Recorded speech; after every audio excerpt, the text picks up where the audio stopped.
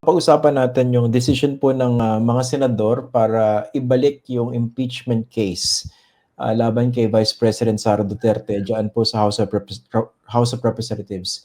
Sige, for the record, please talk about the official action ng House of Representatives dito po. Nung nag-usap-usap kami, we decided not to uh, question muna, magtatanong muna kami for clarification yung mga ilang bagay, 'di ba? So ano ba yung mga ito? Isa sa mga naguguluhan kami, supposedly kahapon magbabasa na kami. Babasahin na yung articles, alinsunod din dun sa kanilang kautusan, pero hindi nga natuloy. So ito ba ay matutuloy pa rin? 'Di ba? So, pangalawa, yung isang, dun sa nais nila, actually hindi ko nakita yung official resolution nila, pero nabasa ko lamang ito dun sa mga social media. Ang isa sa mga nakalagay kasi dun is yung sang-ayon namin na sa 20th Congress na ito rin ay,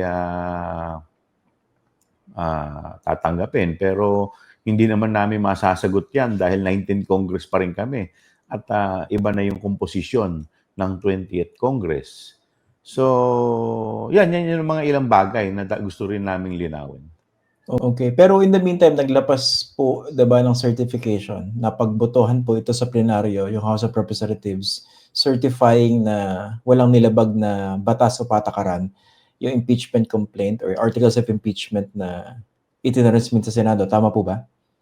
Tama po, kasi sa totoo lang nung una marami rin sa amin na ayaw na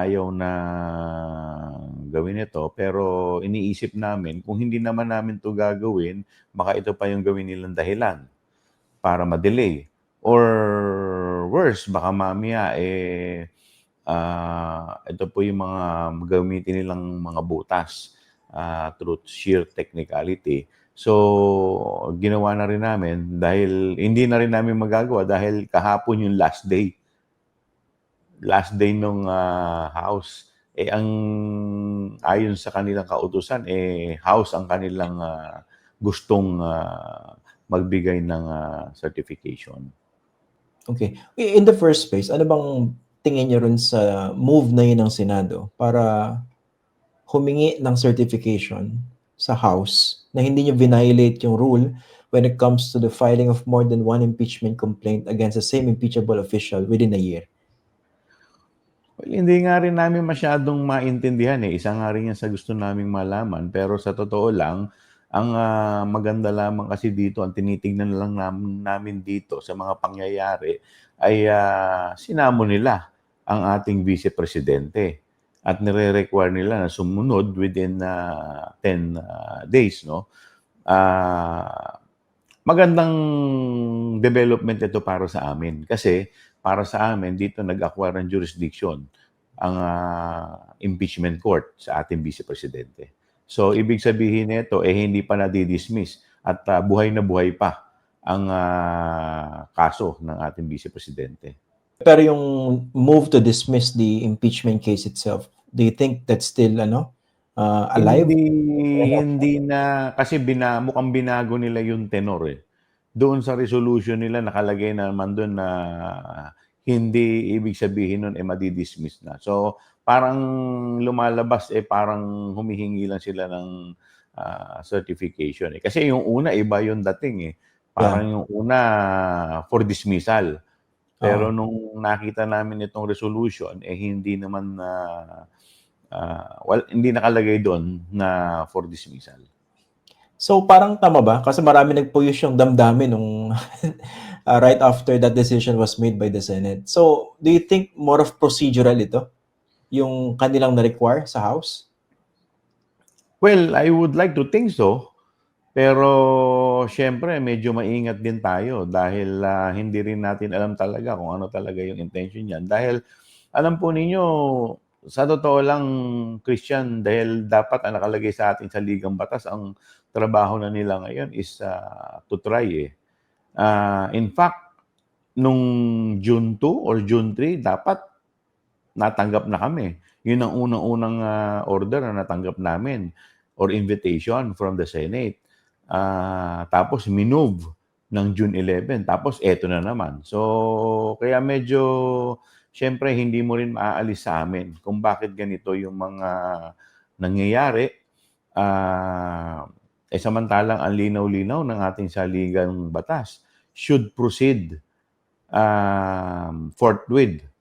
Ang nangyayari, hindi should proceed. Dahil pag sinabi mong should proceed, ibig sabihin, paabante, move forward. Nangyayari ngayon, backward, pabalik. So medyo, kaya naghumihingi kami ng clarification para at least yung mga agam-agam, yung mga misinterpretation malinawan. Okay. Dun sa certification na inaprubahan po ng mga kongresista sa plenaryo, anong plano niyo pong gawin doon? Would this be formally transmitted to the Senate to satisfy one of two requirements as ordered by the Senate as an impeachment court? Formally, tatransmit po ba yan o ganyan na lang yan? Hindi ko pa alam pero kasi pinasa namin yun dahil wala namang way para ipasa pa yan Dahil kahapon na yung last day Hindi naman po pwedeng next week pa yan. So, siguro pag-uusapan din namin kung ano talaga yung pinaka magiging diskarte. Pero sa ngayon, ang priority namin muna ay yung communication muna namin for clarification. Yung bang communication for clarification formally na nabanggit na sa Senado? Na-communicate na yan formally? Yung clarification galing po yan sa sa panel ng House Prosecution. Prosecutors. So, yes. So, yan I understand na dapat kahapon pinadala na yan. Yung ibinalik na articles of impeachment sa House, tinanggap na po ba yan? Hindi ako sure kung natanggap na pero parang hindi yata natanggap. Dahil kasi kung tinanggap mo pati including the articles baka iba maging legal effect nito. Pwedeng ganun ang dating. Mamaya iba maging legal effect nito So siyempre kailangan medyo rin tayo, medyo careful din tayo diyan.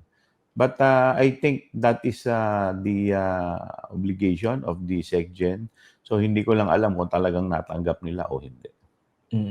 Congressman, ngayon kasi holiday no? Pero yung certification ba ng House pwedeng i-transmit sa Senado by tomorrow? Pwede naman. Pwede bukas. Dahil ngayon sigurado wala naman tatanggap kung ngayon ng certification.